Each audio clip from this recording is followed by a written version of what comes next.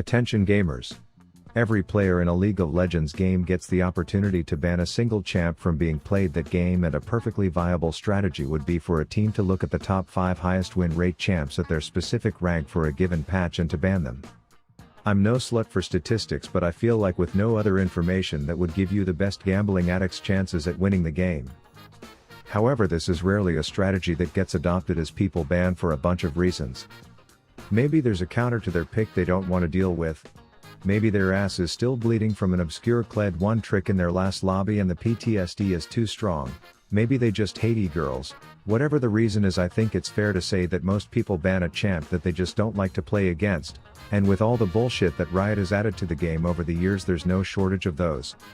But today we are taking a look at the champs with the 2 highest ban rates across all ranks that are collectively banned in over half of games, to see, when played at the highest level, what makes these champs so infuriatingly unfun to play against, and why one could argue they are ruining the fun of the game.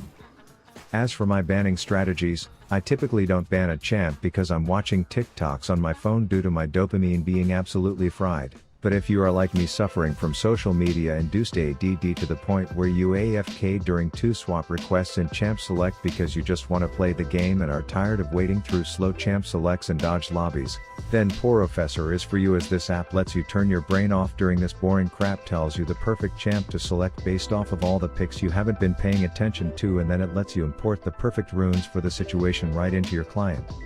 In game it gives you live comparisons so you know what you need to focus on, like here it says I'm behind in vision, which I think is a bunch of BS, until a sobbing cupcake shows up unannounced and blows my candle out.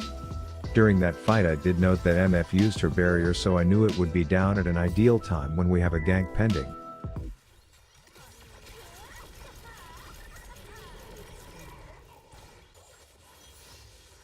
Fast forward to the point in the game where I am announcing that I would no longer like to play this game because the jungle gap is reaching Grand Canyon levels, and as an ADC on the losing team your experience boils down to this.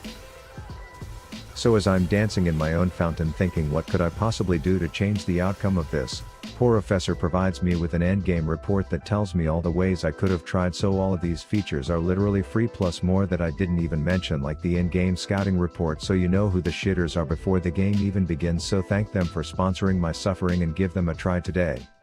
Okay, so the first hated champ that is banned in over 40% of games at every rank is Chuckles, the annoying shitbag, and I've tracked down a 1 trick at the tippy top of the ladders to see why. He starts by deploying 3 boxed up mini-me's in the chicken coop, and then he skips town like an only fangirl's father. Insanely enough, those boxes back home manage to level him up at the perfect time, which lets him invade Big Kitty literally before he's even killed his first camp. Rengar manages to get away with less health than Mr. Beast's lunchly business, and while he may still have his life, he certainly doesn't have any of his camps. After full clearing his top side like the jester-themed dickhead he is, Chuckles gives a surprise visit to the grape-flavored sardine in the mid lane, which again doesn't get a kill but is enough to give Freezy Tits Felicia a bit of a breather. But that won't be the last the spork-wielding salamander sees of him, as after a failed gank he's there to play a bit of Shiv Shank redemption for an easy kill. Then he paths down looking at 2 kids who are about to hate clowns, planning his next move. He opts into kebabbing Lulu's asshole first, which goes well, and then he paces around, looking at Gunslinger Girl, waiting for his ADC to do something, and if you were to ask my bronze hard-stuck backseating ass for a comment here, I would have to say it looked like he misplayed, but we will see how this bit of feed turns out. He catches Rengar pathing bot and continues to make this more painful for him than the time the dude was cast as the villain in Beauty and the Beast.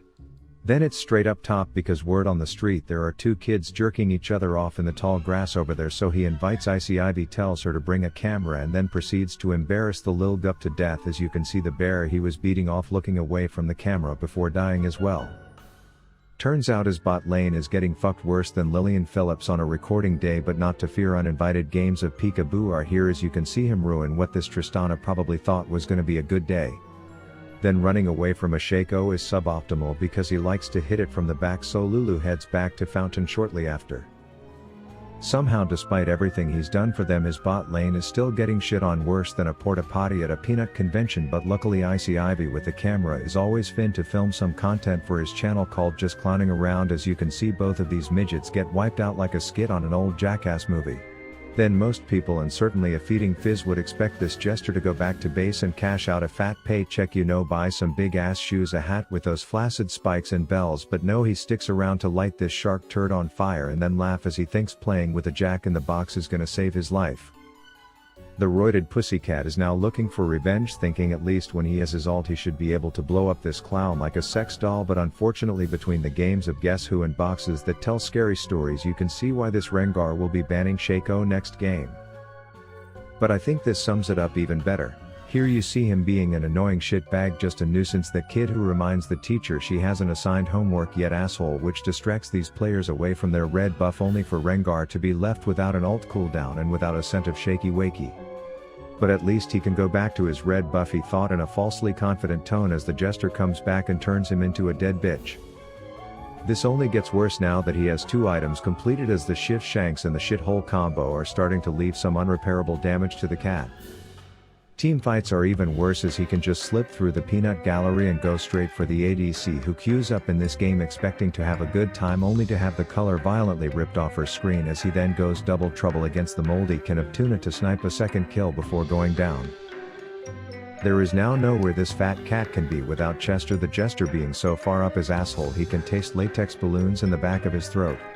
And as someone who has never played Shaco myself, I always thought AP was the burstier build, but this Tristana's health bar begs to differ as he then slaps the glitter-titted midget a few times as well. The polar bear wearing his best waterbender garments is going super sane, but that's just a job for some clown mitosis to take over. Then it's time for everyone's favorite game to play. Wait for a legendary clown to pop out and try to guess how many attacks it will take him to kill me, as the answer is a profound 2. And then the bot lane that got caught up in Rel's vortex of virginity end up on the wrong side of that team fight as well. Heading top to the genius split pushing on Fizz, and I have to say this level of damage is making me want to play the shitbag myself. Anyways, he's looking more like a subtlety rogue twinking in the level 19 battlegrounds bracket at this point, and this level of sneak peek and pop is clearly not a fun experience to play against, and I think that's a good demonstration of why close to half the time he gets banned.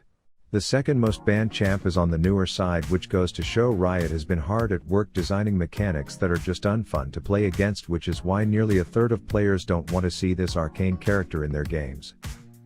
My initial guess is that there's 2 main reasons for her being a bitch to deal with, and the first is the easy mode execute passive that Riot puts on all her abilities, to the point where if you get hit when you are low you just die like this cosmic ball sack. It's worth noting that this particular Mel didn't even get off to a great start, as she was more outnumbered than a pretzel in a bag of Chex Mix at the start of this game. Her route is annoying but doable, as you can see she just kind of thrives in the midst of the circle jerk going on behind her, because she knows that with enough stacks on the frisbee whipping chick she can just push one button and it will take her down. She can say fuck salt to her second summoner spell and take teleport instead, as you can see her heading mid to tie up 3 of them and then subsequently push her win fight button to take one down. As Mordekaiser is enjoying his 7 minutes in heaven, she takes the only fun ability that Sivir has and reflects it back at her, which I'm sure made that Sivir player just full of bliss before Mordekaiser comes back. They ask him if he got to third base in there, but he doesn't kiss and tell, so they send the prude back to Fountain. Her team is pretty mobile despite the score being even, so when they get in a bit of a domestic dispute in topside she ties up Diabetic Santa and then with 1 Q her passive uninvites their jungler from the Bard gangbang party. Okay, this next clip is the perfect demonstration of her bullshit mechanics, but before I show you the play that this Bard attempts I would like to remind you that this is indeed a ranked game in Grandmaster Elo.